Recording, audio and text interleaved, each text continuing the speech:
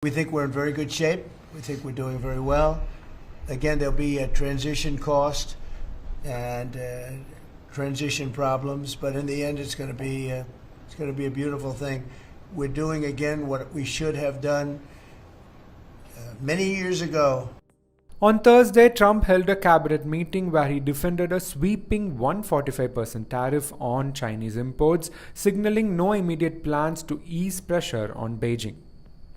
The meeting comes just a day after Trump announced a 90-day pause on reciprocal tariffs for over 75 countries, an exemption that notably does not include China. Tariffs on Chinese imports now stand at 125%, with an additional 20% levy targeting fentanyl-related goods.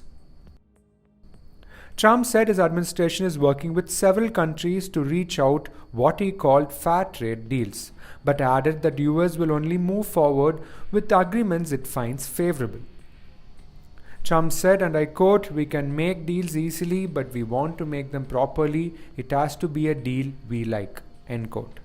Despite market volatility following the announcement, Trump dismissed concerns. When asked about the day's stock sell-off, he replied he hadn't seen it, having been in meetings. Treasury Secretary Scott Bessent downplayed the market dip, citing positive inflation data and a strong bond market. Scott Bessent said, and I quote, "We will end up in a place of great certainty over the next 90 days. Meanwhile, Secretary of State Marco Rubio echoed Trump's stance, accusing previous administrations of allowing China to weaken US industry. Rubio said Trump is reordering the world in a proper way. Most important things I believe you'll achieve in your presidency is reordering the world in a proper way. For 31 years, more than 31 years now, multiple administrations have allowed the Chinese to deindustrialize this country, to take away jobs and factories and pillars of our national strength. And what you're doing now, I think, is a great service to our country, but ultimately to the world.